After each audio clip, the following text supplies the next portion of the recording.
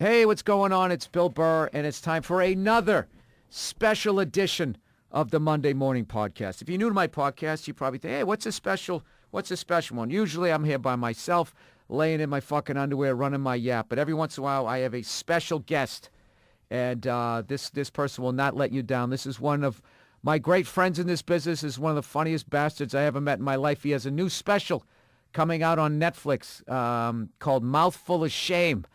That's already funny. On March 14th, please welcome the legendary Jim Norton. Thank you, Bill. That's a nice intro. I don't know how to handle nice things being said about me. I know. Does it make you uncomfortable when people talk? That's why I was going as big as I could go, because I was feeling you squirming. One of my great friends.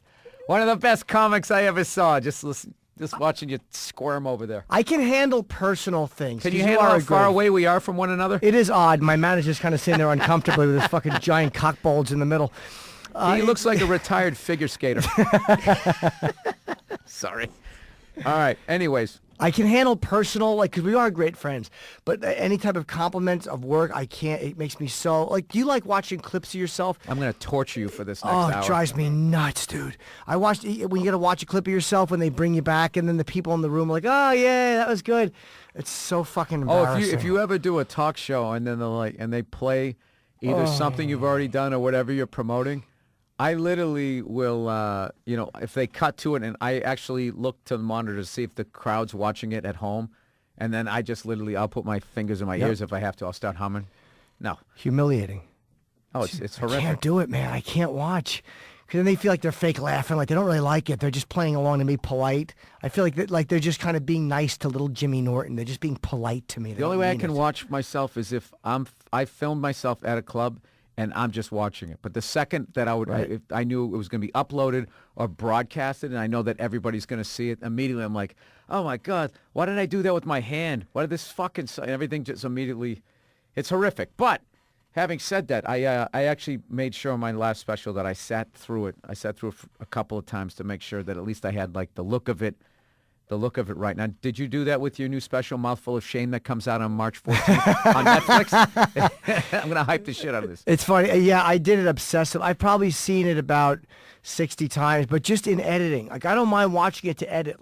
I go point by point over both shows. I know exactly what I want from the Late Show, pull this from the early show. I'm really anal about it.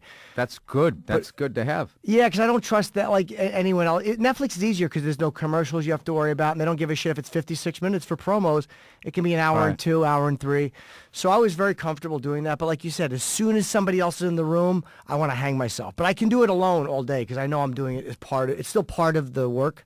But once it's done, I'm like, I can never watch it again. Oh, I walk out of the room. Yeah. Second other people are going to watch it. Oh, hey, can I see that thing here? Absolutely. And then they sit down and I close the door and walk out. Could you watch it with Nia? Could you watch it with someone you're really, really close to? If it's not like somebody you need to impress? Or I would have to be standing up. I would be standing up with my fucking hands on top of my head like that, is it good? Is it good? Does it suck? I'd be doing that the whole time. And she literally gets mad going, shut. She knows at this point, Nia knows to be like, she'll just come up and say, hey, I watched your special, it was good, or I watched this, it was good, and blah, blah, and I go, okay, good. And will you start, if a part's coming up that you don't like, will you go, I hated the way I did this thing, right before it happens, because you don't want them to watch it and pretend to like it when you know it's not, it's fucking psychotic. I have that thought, but it comes out like this. I just go, ah! I just yell. It's just a noise. I just yell over it, and it will bother her. But I've also learned that, that you're going to think it's way, way worse than it fucking is. But don't you find the comedians who are so comfortable watching themselves suck? There's something wrong with that. They suck. Man. I can't be around anybody. A hack could literally watch a fucking marathon of their entire career and be, oh yeah, I love that sport coat. I loved when I wore that. The way I rolled those sleeves up, I absolutely loved. This one was a dog and cat thing. Oh, you're going to love this. You know who I've been I've been on a loop, a tear, watching Robert Klein videos because we are having him coming in, and he's one of my idols. And I'm watching Robert Klein from The Tonight Show in 81, 82, 83, watching him on 74 on Soul Train or whatever. He was fucking great, man. Yeah. Robert Klein is a guy that most people don't mention. No one talks about Robert Klein anymore as much. They'll mention Pryor and Carlin, and Robert Klein is the most underrated guy I think to ever perform. Seinfeld always gives him a bunch of props and was talking how he was that. I think that was one of his guys. He liked Cosby and Robert Klein, I believe. Right.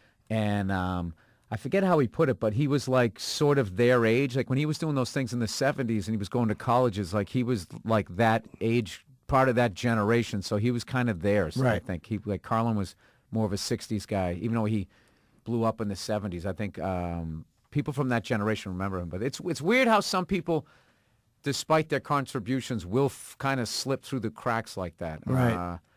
I find with most people that are like that, they're not into self-promotion. So if you're not spoon-feeding it, like the amount of fucking journalists out there, if you just tell them, like, I'm one of the edgiest guys on the scene. Like, what not? That's too straight. But if you're like the, I would always like, I don't know, I would equate it to Detroit that calls itself Hockey Town. Like right. they gave themselves a fucking nickname. Yeah. Like, why are you Hockey Town? Wouldn't it at least be Montreal? Montreal Canadiens, they have the most fucking, championships. They got the fans will literally drive people out of town. I mean, why? Because you're that? Well, no one Michael Jackson, the king of pop. Not saying he wasn't good, but he kind of gave himself that, like, right. that nickname. But, like, a lot of hacks do that. And nobody thinks that somebody would be a big enough asshole to give themselves a nickname, so people just kind of go with it. Like, people must have called him the king of pop because nobody could be that fucking narcissistic to give himself the nickname the king of pop, but he probably did. And the press loves them because they write the story for him. That's right. why they'll love a Rex Ryan but hate Bill Belichick. Like, Belichick is smart enough to be like, you cunts are going to take any little thing that I say and turn it into bulletin board right. material. That's why he stands there going, they're good, and I think next week's going to be a tough game, and just taking it one week at a time. And then they want a guy like Rex Ryan going like, I'm going to win the Super Bowl. Yeah. And then they love him. I didn't come there to kiss the rings. I'm going to go in there. We're going to shove it right up their ass. And they're just like, before he's done talking, their article is written. Yeah. Meanwhile, they go 4-12. Yeah. I love Rex Ryan. I love what a pervert he is. I love it that he loves his wife's feet. He's the best. But man. he loves his wife, too. Yeah, he does. Dude, his wife keeps him on the rails. I swear to God, if he didn't have that guy would have ate himself to death. I see it. Like, all that shit talking he does, you see, like, that's why I love that guy. When I watch him, like, his flaws, I'm like, oh, my God, this guy, he's a shit show. This guy's a shit show, and he loves his wife to death because she saved him. You totally see the whole thing. Yeah, he's a disaster. He's a disaster. I was trying to say it in a nice way. Yeah, but he is. But there was something endearing about that. And I just started watching football again. I can't care about it. Why? You were the biggest. When we were coming up, you were huge Cowboys fan, and then you were a huge Yankee fan. Yeah, I stopped. I started going on the road more and more. I just stopped caring as much. And I'm like, I'm putting in so much effort to these guys, and then I meet them, and they don't give a shit that I'm alive. I had a couple of bad experiences with athletes, and I remember. I'm done. Yeah, I was wrong about the Jeter thing. I was a baby. I really acted like a little douchebag. I was fucking. He was a dick to not sign my thing, but I way overreacted on the air. I'm embarrassed by that. Well, if you go to the psychology of the way you overreacted, it wasn't really just your love for the guy and the team. Yes. You were a jilted lover, as Patrice used to always say. Yeah, jilted lover. That's exactly what it is. I mean, the husband that becomes a stalker is the guy that was obsessed with his wife. Like, that's what I was. I was obsessed with them, and then they didn't love me. One of my biggest meltdowns was Gene Simmons because he hurt my feelings. He blew me off when I wanted a photo, and he was kind of a dick about it, and it just ruined me. And I killed him on the radio about it, and then I kind of felt bad because he was nice to me the next time I saw him. I met him one time. He was teasing me about losing my hair and shit. I just so wanted to be like, dude, do you think if anybody's buying that fucking Darth Vader helmet on your head? Yeah, you're wearing a wok on your fucking head. That's terrible. He has Chewbacca's hairline.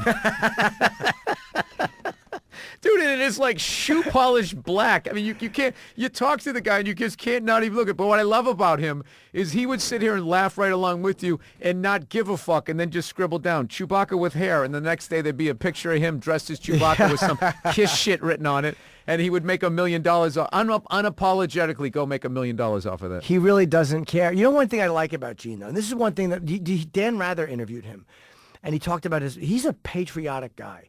Like, nobody loves America more than Gene Simmons because his mother was in a concentration camp, and she came here when he was a kid, and he remembers... Why did I think he was Iranian? I'm not the biggest Kiss fan. Yeah, no, you're way off. That's just about as far off. Yeah, he's Brazilian? I thought he was Irish. Yeah, he was born in, his real name is Chaim Weitz, I think, and he was born in Israel. And he said his mother Zig Heiled when she came to Ellis Island, and he tells that story to Dan Rather about how moving it was to have them tell her to put her arm down. So you watch that, and it's like, that's the gene he should be showing people. Wait, all why the did she time. do that? Because she didn't know any better. She came to America, and she had to pledge allegiance to America to get in. That's what you did. So she Zig Heiled, and the guy put her arm down. It's like, no, you don't have to do that. So if that made Gene an incredible patriot. Those people were so lucky back then that there was no YouTube. Oh, boy. That would have ruined her life. She It could sure never would run have. for office, never even open a bakery. Yeah. The Sieg Heil little girl is now coming of age. Wants to make some pastries. Fuck you, you Hitler-loving bitch. It would be all of that. Yeah, picture her with the statue behind her. Zig Heil. Yeah, you're right. There's no living it down now. Do you have any clips about you? There's so many things on me that could ruin my life. That I think that it's almost, there's so many that they can't at this point. Things I've said or, things I've admitted. Are there things in your life that you're like, fuck, I wish I didn't talk about that way back when because I didn't realize that it could someday haunt me? Or do you not care? Yeah, I mean, it's inevitably gonna happen to everybody. They're gonna go like, "Oh, you said this in 2006." You'd be like, "Oh, did I?" Yeah. All right. Well, why don't you get in your time machine and have me apologize, the 2006 version of me? Yeah. Like, you know what a lot of it is I would equate it to the Eddie Murphy thing, where Eddie Murphy put out Delirious, and he did all that material about gay people, and everybody laughed, and nobody said shit. I'm sure gay people didn't, but mainstream did not. And then when mainstream catches up and starts to learn that, oh, that's really, hurtful and blah, blah, blah, blah, blah, to gay, then all of a sudden everybody's just like, they talk about, oh, my God, they look the other way, blah, blah, when they talk about that part of the special, they act, it's like, well, where were you during that year? Right. I know you saw it and you sat there and laughed the same way I did. I didn't know that it was to that level. So I think you can do that with anybody. Well, I think what lets Eddie off the hook, especially with that type of material, is the whole, I was giving her a ride excuse for that special young lady. Boy, if that didn't make me love Eddie, nothing will. But like after that, you're like, all right, we get it. We get it. I don't know. Who knows? Good for him. Who knows? I don't get involved in people's personal lives. I don't give a fuck. I don't either. Not in a judgmental way. I love the fact when things about, let's say, any celebrity come out, they could or could not be true. It makes me like them more. Like, it makes me understand, like, yeah, this is a public persona. Like, I feel bad for, there's one major actor in particular who male massage therapist said he was doing stuff. And I feel so bad for this guy. I'm like, he said, what a torture it is to live your life being afraid you're going to get caught. Or for being who you are, yes. Yeah. Stupid. Oh, Stupid. my God, that's got to be It's going to affect how much money you make because of other. Yeah, it's all. A lot of that personal life shit, that kind of drove me away from ESPN. Because it used to just be the games and they'd show highlights and just seemed like a bunch of people, broadcasting that just love sports. But when they started to just keep like delving into these people's lives and trying to do like the controversy shit, I just, I don't know. I just kind of I got away from it after a while. That's why I love the sports packages. I just tape the games that I want to watch. I blow through the pregame. And I never watch any post-game analysis or anything. I just watch the fucking game. And that's it. And that's it. The Knicks recently, I saw Hannibal Burr retweeted this thing where they did the first half with you went to the game and there wasn't a bunch of people running around shooting T-shirts at you every time there was a stoppage of play, not a bunch of music playing and all. I would have loved to have gone to that game. Yeah, it is distracting, and they think we need constant stimulation and constant noise. Like, no, we're at the game. I'm okay just watching the game. I'm okay if it's the third inning and it's 2-1 and there's one. I don't need. It's fucking manic. Stop it. Basketball is the worst. Basketball is the worst just because they run out into the court, and it could be like a really critical part of the game. 103. Timeout. There's like time for like one more shot. These fucking assholes. Guy comes out in a gorilla suit and shooting T-shirts at you and shit. And it's just it becomes like a Chuck E. Cheese. You're supposed to be teaching your kid the game here. Like, this is really important. And there's all these people with that extra excited look on their faces. They're holding the T-shirt up.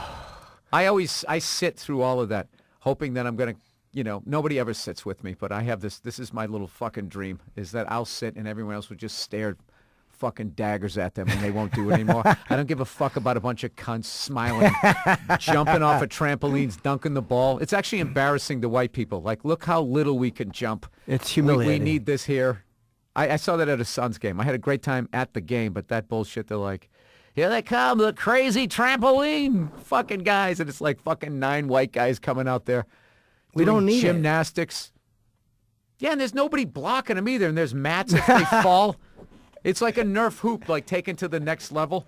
I'm sure someone's going to tweet me, oh, actually, that's really hard, combining those sports, but whatever. I hate mascots. I think they're unnecessary and they're stupid and they child up the game. Like we interviewed the Philly Fanatic in 2001. I like the Philly Fanatic. Oh, he smells. Those uniforms stink. That's what I remember about being next to the Philly Fanatic, the stench. I'm sure they all smell like that, but they all smell. The dog days of August, man. That, you're out there wearing some fur fucking outfit. It's horrendous. And to me, they do nothing to make me enjoy the game. That's what I kind of always liked about, like I hated the Mets because fucking Mr. Met and that big stupid car. I love the lack of imagination of that one. It's just a guy with a baseball for a head. Yeah, Mr. and then they name him after the team. It really is stupid. That really comes off as the first idea. What are you going to... how about Mr. Met? Good. He's got a baseball head. He's a guy, so we'll call him Mr. If we play during Valentine's Day, maybe we could have Mrs. Met. I actually love a mascot standing on a street corner, holding up a tax thing and doing a stupid dance when I'm sitting at a red light. It makes me laugh my fucking ass off. I don't know what it is. I think they should have them... mascots should be like in traffic. Like every 200 yards, there's just somebody doing a stupid dance just to entertain you. That's when I need entertainment. Not when I'm fucking at an entertainment thing. I don't need entertainment during the entertainment. In between the moments of entertainment, you don't need extra entertainment. Yeah. And it's not even entertaining. Mascots are not entertaining. I never watched a mascot and that was kind of funny or cute. It's insulting, and it's not necessary. I would say the Philly Freak, the San Diego Chicken. There's a couple of classic ones where they were actually funny. That's about it. I always feel bad for the... Do you like when they slide? When they run and they take the big slide? You're like, the little guy couldn't do it. No, I like when the Philly Freak will walk up and fuck with the umpires and mess with people on the other team and stuff like that. It's I don't know. Like that's one of the classic ones, but I forget the Red Sox. They tried to have one a long time ago. It was called the Fenway Freak, and he lasted like 7 games. People were just pelting him with shit. They hated him. Well, it was like the 70s. This is when you could actually go there and be a fucking alcoholic scaring children. And then they brought this guy out in a fucking, Muppet outfit, and he just got the Philly Freak. But now they have, this is so bad. Is this the Green Monster one? Yeah, and it's called Wally. Wally, right? Oh, it's like a pun. It's a mascot with a pun name. Yeah, pun for what the park is known for. Yeah, and then they sing Sweet Caroline during the 7th inning stretch. Just when I thought your YMCA horseshit at the Yankees game. Trust me, it's bad. But at least it was the grounds crew. They kind of looked like, all right, like they took this boring thing and made it entertaining a little bit. Like that was kind of interesting. To watch people still spell out YMCA was just that was always tough to watch. Yeah, I don't need to watch the grounds crew singing what was probably the gay anthem for the 70s. I don't need to see them fucking singing that every 7th inning.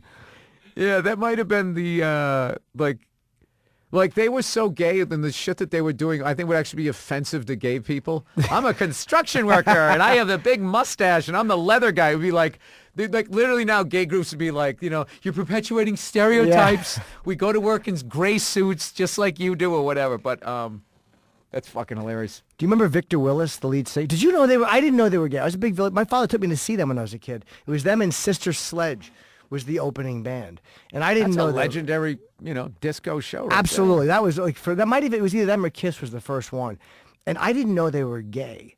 But I found out, I didn't know what the Village was, a Greenwich Village thing. I had no idea what any of that meant. I didn't either. I thought it was cool. That's the construction worker guy. Why is he a construction worker? Yeah, I didn't know. They're musicians. Yeah. Why isn't he just a bass player? Or the Indian, Felipe Rose. He's still my favorite. I thought he was awesome. I loved his headdress. I really did. I actually liked the one who looked like somebody who hit on Al Pacino in Cruising. Oh, Glenn Hughes. That was the one I liked. I thought he was badass. Yeah. That's why I never saw Rob Halford from A Million Miles Away, because I'm part of that last generation where if you wore a bunch of leather and had a mustache, you were like some badass. You were badass, motorcycle. I didn't understand that there was a whole other side to that. I had no idea, but now you look back on old Halford video. I'll go back on YouTube and watch old Judas Priest from that, what was that concert they did in '83 in Philly? There was that Live Aid or whatever it was. You watch Priest from that, and you're like, oh, how did we not know? Oh, it's unbelievable. It's so obvious. Yeah. And I love the fact that he came out, nobody gives a fuck. It's just Halford. He's like a big power top. He's a fucking ramrod. I just love the guy. Nobody gives a shit. I think he grew into that role. He looked like a bottom early on. I think as he got older, he got a little more comfortable with himself. There's a story that he has a big dick and he put some guy in the hospital. Florentine told me a story. That if you put a guy in the if you put any person in the hospital with your dick, you're a legend. And I heard that there was some hairdresser who for years wanted Halford to fuck him. Provided it's consensual. Let's put that out there before that clip gets you in trouble. And they're over 18. I mean, I'm talking, the asterisk is that it's an adult in a consensual relationship or consensual encounter, and you willingly allow him to put your dick and you wind up in the hospital. That guy's a legend. I'm just picturing the interview afterwards with the fucking other person. At what moment did you realize you were in over your head? Yeah, when I told him he has to pull it out, and I realized there was still 4 more inches to go. Yeah, there was some moment where he realized this was a bad decision. But I heard he was bugging Halford to fuck him, and he was a hairdresser or whatever he was. Who was? Whoever the guy is that Halford fucked and sent to the hospital, and Halford finally did it, and the guy wound up. Oh, you hate fucked him. All right, fine. I'll give you the rock star dick. Yeah, I hear he's packing like an animal, so there's nothing but good things. Do you think he did it right before a show, so he's wearing all that fucking awful studded shit? It's just the sound of you screaming and his fucking milky thighs rubbing together in those leather pants. I'm sorry, everybody. Sorry to paint that visual. He smells good, too. I interviewed him before a show one time. Me and this guy Troy from the show went to I guess it was the Garden or wherever they were the Meadowland. He smells so fucking good. So I bought the same cologne. A lot of times I'll smell cologne that British rock stars have on, and I'll buy it. And That's very specific. It never, because they Are smell. they gay British rock stars or just British rock stars? No, Ozzy's not gay. Ozzy's the best smelling guy in music. Ozzy smells better than anybody. Rob Halford smells great. I would never guess that with Ozzy. Not saying that, just... You wouldn't think that he smelled. You wouldn't associate him with like a really rich guy smell. But Ozzy, you can smell from down the hall, and he has it, I think, in his hair or whatever. It's this British cologne, and he smells fucking amazing. He smells amazing. Halford also smelled good, but it never smells good on me. I buy it, and I just smell like garbage. How do you know? I smell it on myself, and I'm like, it stinks. I thought you can't really smell yourself. Oh, yeah, the cologne you can. I put it on, and it's great for a minute, and I put my shirt. I'm like, ugh, you suck. That isn't, but that's self-hatred. No, but I never get compliments on it. No one's ever said, hey, you smell great in that. Like, when Ozzy walks in, people are like, you fucking smell. That's the first thing I noticed about. First time I met him was with Jim Florentine in 97. And the first thing that struck me is this guy smells amazing. It's not like they're not getting enough ass. You know what I mean? They got to show, like, Jesus Christ, that's when you got to fucking send your wife into the next room. Yeah, go get some plates or something. Dude, can you hose that shit off for you, please, so I can still be married at the end of this? How funny is it that he just, he had that whole thing with Sharon where he got caught having the affair. And he's not, I love the damage control Ozzy does in an interview. He's like, well, I'm in a fucking band, aren't I? Like, that's his reasoning. Like, what do you expect? I thought that was the greatest. That's something you say to your friends, though. You don't say that in an interview after you've been caught. I'm glad he fucking said that. I am too. If it doesn't get him divorced, I'm happy he said it. Look, the amount of fucking people that aren't in his position that can easily sit back, your fucking life is you're not in a band. You don't have all these women fucking throwing themselves at you. Like, what the fuck is he supposed to do? I know. But how do you're like a grounded guy. Like, I really mean that. Like, I look at you, you're married, you have a baby, and like you're. I fucking booze, Jim. That's what I do. I stay in the green room until everybody leaves, and I booze. Do you really? Yeah. I admire that. I sit there, and I just tell stories with people. They bring a bottle in, and I'm with like 4 or 5 other... I did it the last night. I was just in... where the fuck was I? Stand Up Live in Phoenix. And they brought it... They had this bottle for us, and for 3 days, we just would, taking a third, and a third. And by the last night, we were just sitting in there. I go to cigar bars. I just basically go, but dude, I always used to look like fucking Ralph Malph too, so it was never really a problem. You know what I mean? I wasn't like a fucking, like Geraldo, rest his soul. I mean, that guy was like a fucking great looking. Those guys, if you're funny, and he had like a, I also always had like a really, angry fucking energy. So like most women who had even remotely had a decent father or maybe an uncle that they spoke to, had a nice conversation once, would be running for the hills.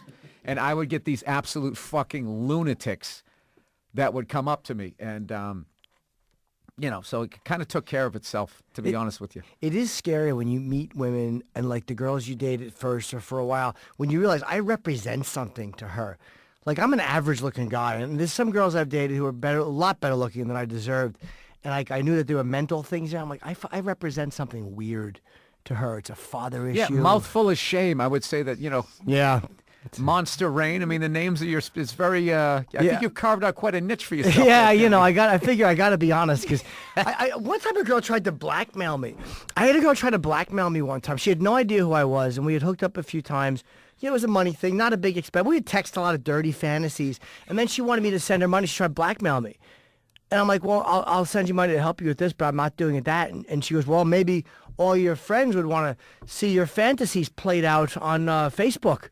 And I'm like, you really don't know who you're talking to. And I text that to her, I don't give a fuck. Everybody who I know knows what I'm like and what I do. At that moment, I was grateful to be me. Yeah, you got to be. You know what? When you put it all out there, you know, they can't get you. There's nothing funny. One of the funny, I wish that was a scene in a movie. Watching somebody thinking that they can blackmail somebody and they just completely don't give a shit. Dude, I'm not going to say the guy's name, but that happened to a hockey player. He was like in his 40s. And he, oh yes, yeah, he hooked up with some like 19 year, it was legal and everything. And she's just like, I'm gonna tweet this out, you know, if you don't blah blah blah. And he goes, what? That I slept with a smoking hot chick half my age? He goes, go ahead and do it. I don't give a fuck. Yeah, and she did. Sometimes they will. They will at times do it. She said she was gonna. He said he didn't care. She did, and he didn't give a fuck, That's and right. nobody else did. Oh my God, this guy did something legal. Yeah. Like she really didn't have like a leg to stand. Yeah, he did what we'd all love to do. Shame on him. Good for him. Right. But if you're married, or if you got kids, you know, there's so many guys that like I heard a lot of rappers get like girls will, you know, special ladies. A lot of rappers, you know, are a little on the DL, as they say, about certain things, and they get blackmailed a lot. Like I've heard a lot of times the girls will go, yeah, I want $30,000, or I'm going to start fucking screaming in the lobby. And there's been times where that stuff has worked. It's a shame. Jesus That Christ. you can't just go ahead. Go scream in the lobby, stupid. Well, you know what? If everyone was like me, you could. And you. Like, I wouldn't give a shit. Like, that's what kills me. Like, whenever a controversy like that comes out, like you were talking about the guy with the massage therapist and all that stuff, I always just think, like, I cannot fucking wait to go to his next movie just to make this type of shit go away. Right, to support it. Yeah. Because even the worst case scenario is they did something where they just fucked up. They fucked up. Whatever. You're saying the guy goes on the road, he bangs, you know, fucks around with his wife. I mean, that's between them. Yeah. Does that mean I don't like that song any better? Right. Those fucking people who do that shit, where they just go like, oh, fuck that guy. I'm done with this movie. Really? You're done with those movies? I'm done with his movies when his movies suck. You know, if he's not out there, you know, those same fucking people will still go to Mass every Sunday, the Catholic Church. Right. You know, it wasn't everybody. It's like, is that really what you're thinking? That's just your fear of dying and not knowing where you go when you die, and you don't want to piss off the invisible guy. Right. All right? My brother said it the best. He goes, talking about the Catholic Church, he goes, dude, if that was any other fucking business, they would be shut down. Fucking shut down. I'm still awed, and I think of this a lot, but the fact that you don't believe in name calling. I've thought of that a lot, like how negative it is and bad it is. And it's something, and not that I've had a cause to, because I'm single at this point. Oh, in a relationship with the woman, I've never done the you're a fucking bitch and blah. I would never have thought, but hearing you say that, it's like, yeah, I guess it really is a damaging thing to do. Can't do it. Like, can't, because it builds up resentment, because people don't forget, like, I got this weird thing. If my wife goes, you know, you're a fucking asshole, I don't care. I know other guys that would be like, you know, you like that would actually, it would hurt him in a way that they, as a man, they wouldn't want to admit. I don't give a shit, but like I saw enough guys growing up doing that you fucking bitch thing and everything like that, and I saw what that did. I was a little kid and just saw it. I just saw it. It didn't look, you know, this big deep voice yelling at, you know, right. It just was not. I don't know. So I just made a vow. It was just one of those things. I was like, you know what, I'm not doing that. But then there was other stupid behavior that I guess I didn't recognize then. Then I repeated that. But that was the one that I didn't do. So what do you do if she calls you an asshole? Do you talk about what she's doing as opposed I go, to oh, real mature. No, I wish I had the presence of mind. What do I do? You know, I definitely say the F word a lot, but I don't, you know, well, now that I have a daughter, so I don't do that. I'm not going to fucking sit there and scream. And you can't yell when there's a baby in the room. Does it really change because Sam, my radio partner, just had a baby, and it's like everybody I know is having kids, and I guess it changes the way you do shit, right? Yeah, because there's that whole, I think for the first time in your life, you're actually aware of your behavior affecting other people. Right. with your girlfriend or your wife, it's an adult to adult thing. So you really don't, you're like, oh, this person's an adult. They can drive a car. I can say this stuff. This isn't going to affect them, But it's when you have the kid and everything, and it's just like, that this could actually affect who they marry. Right. Yeah. That literally, if I do what if I flip out right now and I consistently do this could literally drive my daughter to a trailer park someday. Right. And be one thing if I was just completely oblivious, that I could just sit at a bar and go, she's a fucking loser. She grew up in a house, now she's in a thing. But I'm aware of the effect of it now, and then I would have to sit there and take on that kind of guilt. So, plus, I don't know. I don't, just growing up, there was a lot of just the era when I grew up, like every authority person was just so not approachable. And as I said this, and this is what it is, and you shut the fuck up. And it was, that just, that's kind of what stoked the whole fire in me, I think. So I try to, I think you go one of two ways. You either repeat it or you just remember that. So, like, I actually got a really good compliment from somebody one time. It's like, what? He goes, Mike, you got to come by my house. He goes, my kids love you. And I was like, really? He goes, yeah. He goes, you talk to them like they're adults. I wasn't even aware I was doing it. Like, I would be talking to, like, his 10-year-old. Right. What grade are you in? You getting homework now? That sucked. I hated that. Like, I wasn't thinking that I was, and they kind of liked it that they were talking to an adult, like, oh, this is somebody older who they think knows everything. He's saying how he hated it. Kind of made it okay to be like, oh, this sucks. Man, I hope that didn't make them not do their fucking homework. Yeah, exactly. But I would just, I would address it rather than being like, no, you need to sit down. You need to learn that this is what life is.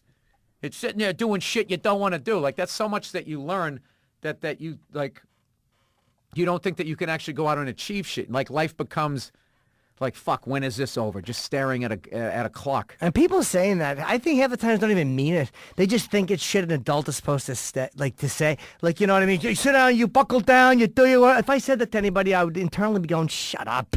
You don't fucking believe that. I cannot wait to tell my daughter, I don't know.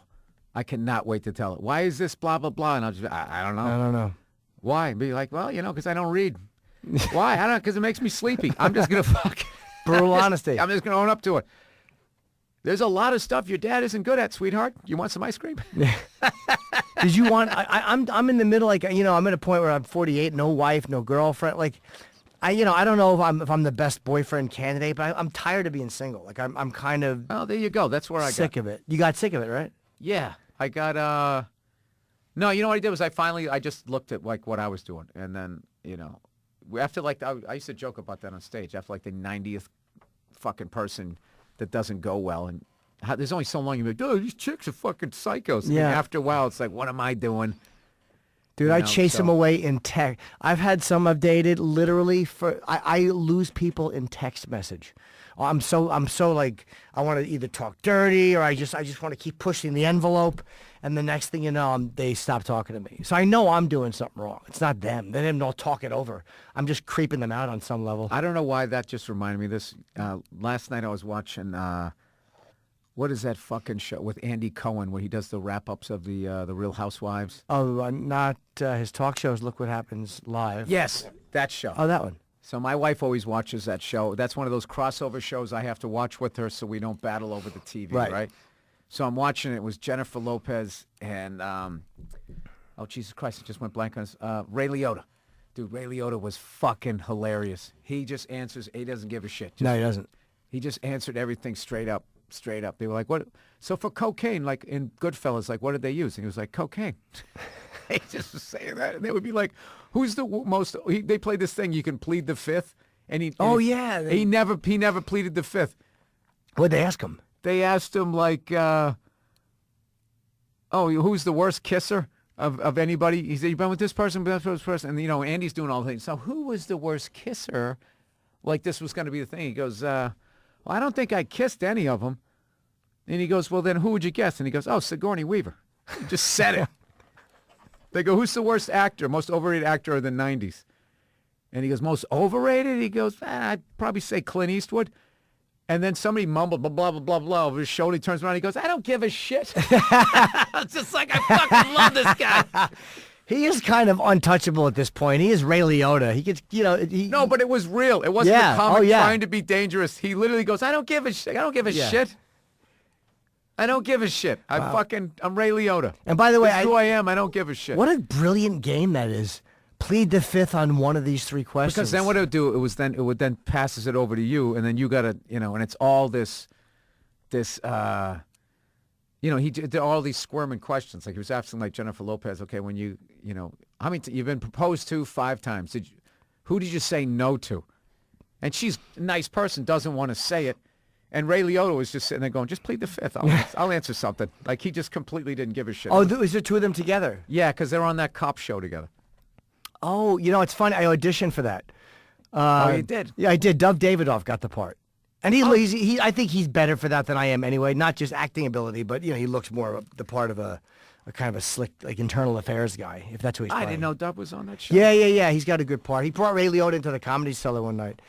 But if I'm not going to get it, I'd rather see somebody I like get it.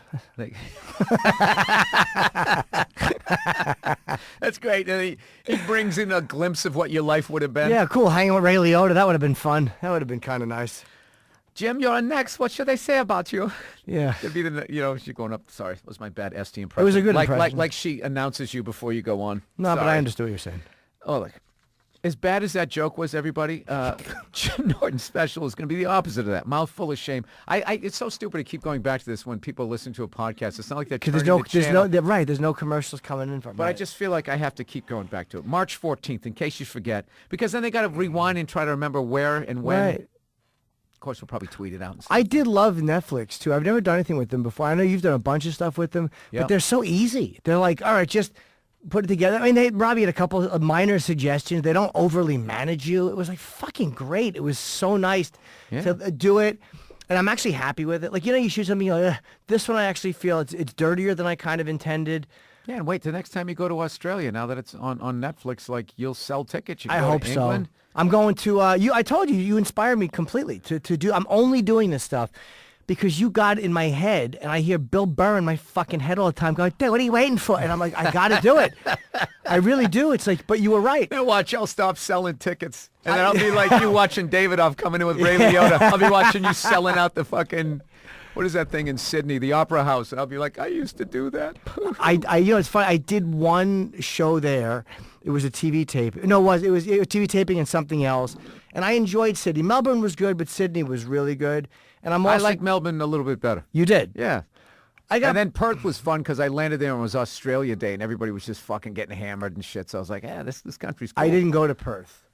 I didn't go. Was your first time through? You know what's great in Perth is the Bon Scott. Is buried there. They got the statue. I show you pictures of that. Yeah. We went to the Bon Scott Wall in Melbourne. It was like in one of the things, someone painted a tribute wall to Bon Scott. You know it's Bon Scott because it says AC/DC. But if it didn't, you'd be like, Or as they say, Akadaka down there. I don't know why. Oh, do they really? Yeah, and then what is Burger King called down there? I don't remember. Fucking a Royale with cheese! Yeah, no, it's something. That's from France. No, because somebody down there actually already had a Burger King, and he sued the corporation. And what the fuck is it? You're looking it up, Jonathan? Did you sell tickets when you first went through the first time? No. Yeah. No, I think I did. The first time I went out there was like in 2004, and I did something for Comedy Central. And we flew in from New York, so it was like 6 hours to 5.5 to L.A., and then layover, and then 14 hours. Yep. And you land, they let you sleep a little bit, and then it's like it's already the next day. And then we taped it, and then the next day you're supposed to go back. It was so fucking nuts. Yeah. So I was just like, well, fuck that. I'm going to stay here for a few days. Hungry Jacks. That's right. Hungry Jacks. Oh, okay. That means nothing to anybody listening to this, but I thought it was cool. And I just hung out there, and I bought all these AC/DC albums on CD. That the original, like was TNT. I used to know the names of these. Like TNT was the original album that then became High Voltage, but their version had like Dirty Deeds on it, which later became its own album. Yeah, became an EP over here. So we went. I bought like all these. Because I got a big family, so I just bought them for all my brothers and sisters. And oh, that's cool. Yeah. And drove around, saw the Apostles, and just driving on the other side of the road was really fucked up. And anytime I went to take a turn, like the joke was, I would just pretend that I wanted to kill myself, and then I would actually make the right decision. Because everything else, it doesn't even make sense. You're like, what the fuck? This makes no sense. Especially when you're, when you make a right turn, and you're sitting on the passenger side, and you got to go wide. You're like, what the fuck? You just picture like a semi. But late at night when I came out, I didn't know where the fuck I was at, but I was with this other comic, one of those comics. It was from like Scotland or some shit, an expatriate, and I just met him, and I never saw him again. But we got on the road with no streetlights and drove probably maybe 800-900 feet. And at the same time, we both went like, oh, shit, and got over. But there was nobody coming. Right. We were starting to go up a hill. So yeah, I'm sure people get a car service when you're out there, Jimmy. That's what I'm trying to say. We Ubered when I was there. I mean, Uber's there. It was great. But I'm also going to Norway, and I think I'm doing something in Scandinavia. And I've never been to any of these places. I'm doing all of them. That whole run through Oslo, Helsinki, and Stockholm, dude, it's the best. But those are just places that, you know, as an American, to actually go there, I mean, I think you got to be like, you're either in the Illuminati or you're like a downhill skier or some shit. Because other than that, you're not going to go there as far. It's just not on our radar to go there. Right. And they're beautiful countries, and the people are great, man. Do you fly in and out the same? Because I have sleep apnea, and I take Dramamine to fly. Like I came this morning from Portland, so I'm very loopy and I'm tired. And you just do a show that night and then fly out the next morning. I can't. There was I'm panicking about that. What I do is I turn it into like a paid vacation. So what I do is I fly over there. And I either do the tour, and then I meet my wife afterwards, or other times I've done it like just because of our schedules that work out. Like, all right, let's do the vacation first, and then not only will I be rested, I'll be things to talk about too, acclimated to the time and that type of thing. So I've done both, but there's all I build a lot of shit around sporting events and stuff. Like what I wanted to go to this year. I don't think it's going to work out though, but I was going to go to that.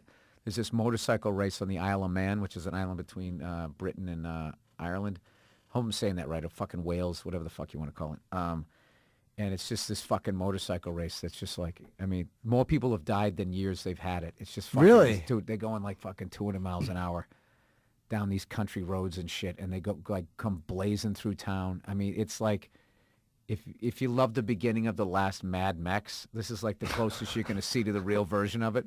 I mean, dude, these guys are fucking lunatics. Like, they're going so fast, and these little-ass country roads, and there's like stone walls and shit and trees, like you're dead. And pedestrians are getting killed once in a while, too, I'm sure. I'm surprised that so many people stand so close. That my only nervousness about it is, how can I get high up enough to see a little bit more of it? Right. Because I'm worried that it's just going to be like, I'm going to fly halfway around the world and just see, like,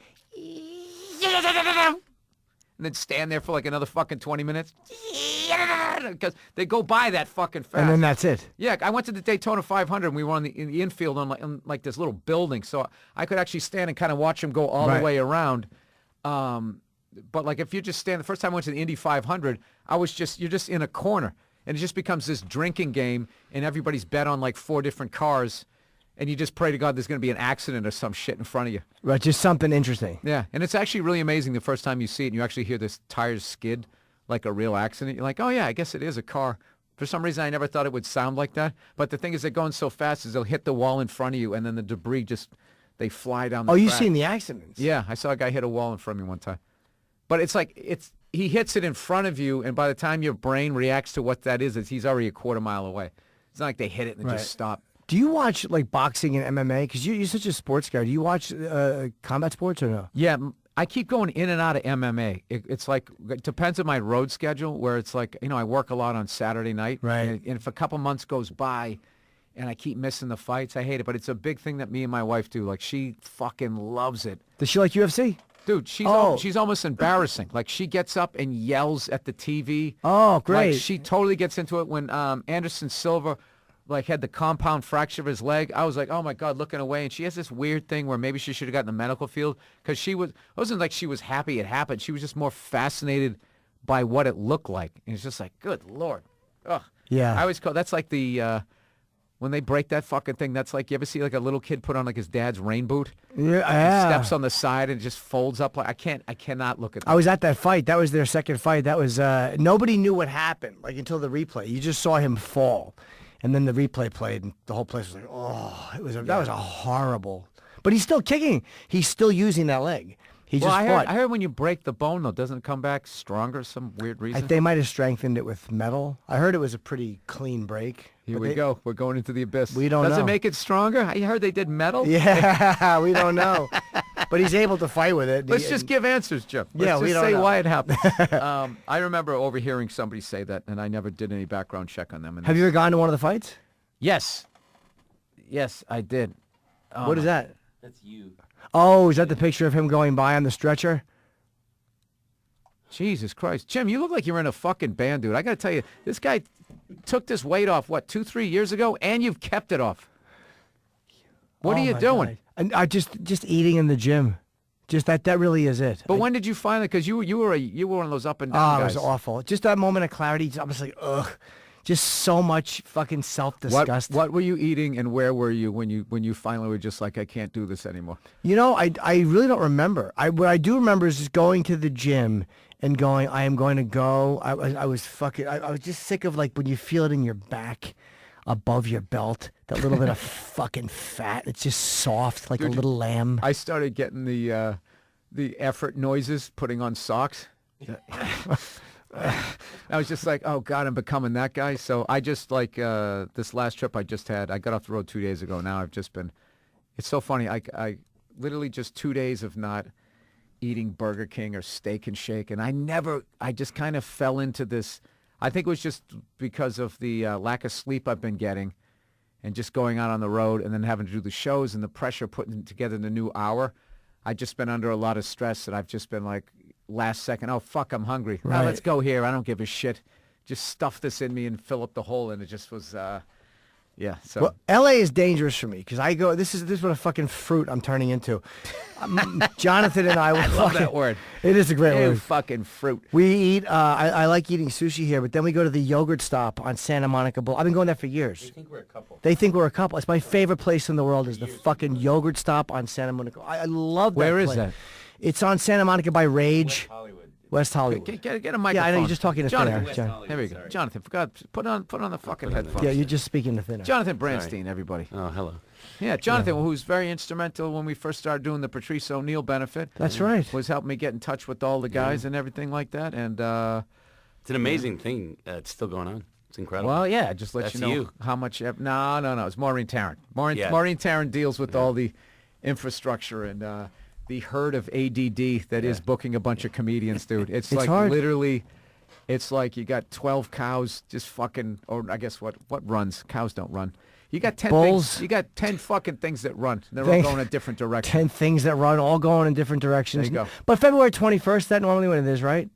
Yeah, so Yeah, we around kind the- of know it's going to be in February. now. Yeah, now she lets us Okay. know in enough advance. And that's why we do it Tuesday, because sometimes fans go, why the fuck is this on a Tuesday night? It's because guys are working for free, and that's the day Sure. when comedians are in town. So next year, I already know like one of the guys out here. Every year we try to like maybe fly somebody in, and we got an idea of possibly who we're going to try to use this next year. But it's been a great thing because I just hate like when someone passes away. Like unfortunately we're at that age. And where you have that one-time benefit, you're like, okay, here's your sack of cash. Good luck for the next Right. 40 years. And it's, he was taking care of those people. So it's definitely been a great thing. So, but And the thing about us, here's and I think of this too this year, is that it's the 5th annual one. I have officially done this 4 more times than Patrice would have done it for me. dude, this year I think might have been. This year I thought was the perfect combination of a great mix of people. The ball breaking was on a whole other fucking level. And then when Leslie Jones told that Patrice story, oh my God, it was just fucking. Oh, dude, the shit that you said when to Keith Robinson. Keith unfortunately suffered a mild stroke. Was it coming up on 2 years ago? Was it? No, I'd say less than a year ago. Yeah, year ago. Yeah. And he's, of course, now he's doing like some of his funniest shit or whatever. So Jim, when he outroed him, he goes, keep it going for Keith Robinson. He should have had a stroke 15 years ago. The place fucking dies laughing.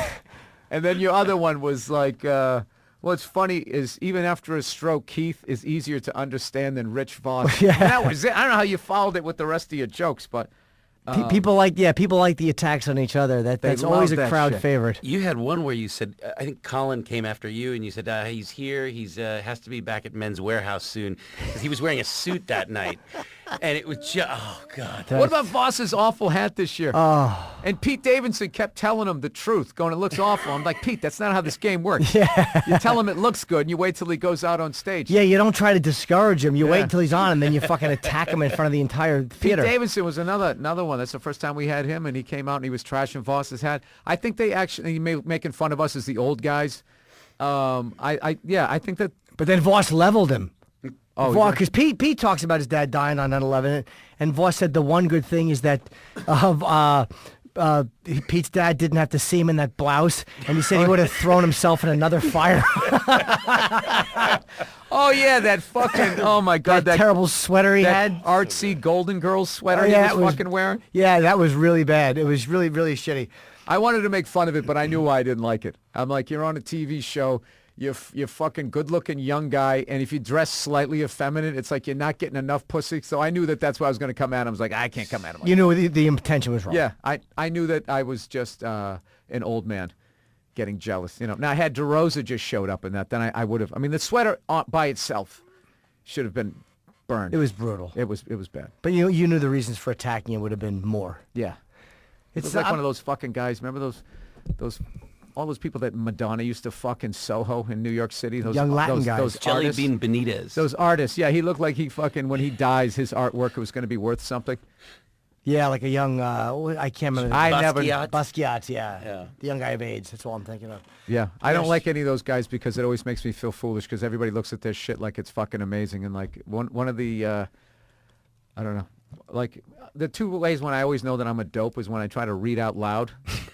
That and when I go to a museum, because I mean, you want to just talk about flatlining emotionally, and it means not, dude. When I went to Paris, I went into the Louvre. I could not get out of there fast enough. I was like literally almost shouting at people, like, "Where is it? Where is the fucking? Where's the Mona Lisa?" So I can look at it and get the fuck out of here. And you get out of there, and there's all these people just creating like a ledge with their other hand and then fucking holding their chin with the other one. And I peered over like it was the presidential motorcade driving by. A quick look. That was it. Did it move you? You didn't give a fuck. The only thing that was cool is it's been recreated so many times to be like, that's the actual one. That's it, yeah. And, dude, I saw the Sistine Chapel. I couldn't believe how fucking small it was. I think the guy was dogging it. I mean, it's saying it took him that fucking long. Dude, you walked in. I literally was like, this is it. And somebody went, shh, shh, like shushed me. I'll tell you what would be awe-inspiring. That they recently dug up Christ's tomb in the church, and they had to do something. They know where he's buried? They know where the supposed tomb of Christ. They do know. Yes, it's his supposed that's tomb. That's fucking Al Capone's vault. It probably is. Like the Shroud of Turin. It probably is bullshit. But I mean, it is in Catholicism. They do kind of revere it. It's somewhere in Jerusalem, I guess. But these guys had to go down, and they were doing some kind of maintenance work on it, which they had to be done on the lid over the tomb. But I'm like, that would probably get me like, oof, this is a pretty important place. But the art museums do nothing for me. I did see the Washington Cross and the Delaware painting. It's fucking massive. It's probably the size of this room. And I was in the Metropolitan Museum.